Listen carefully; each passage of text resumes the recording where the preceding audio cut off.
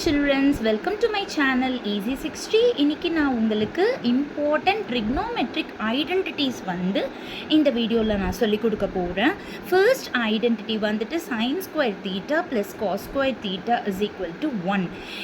இத வந்துட்டு நம்மளுக்கு ப்ரூஃப்க்கு தகுந்த மாதிரி இப்போ இதுல இருந்து sin square theta வேணும்னா 1 minus cos square theta ன்னு எழுதலாம்.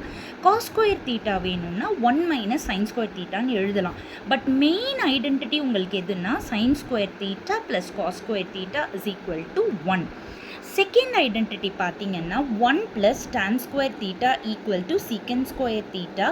இது கூட நம்ம ப்ரூஃப்க்கு தகுந்தபடி 1 வேணும்னா secant square theta minus tan square theta அப்படின்னு எழுதலாம்.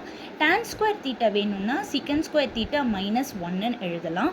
பட் ஆனால் நம்மளோட செகண்ட் ஐடென்டிட்டி என்னன்னா original identity 1 plus tan square theta is equal to secant square theta. இப்போ லாஸ்ட் ஐடென்டிட்டிக்கு வரேன்.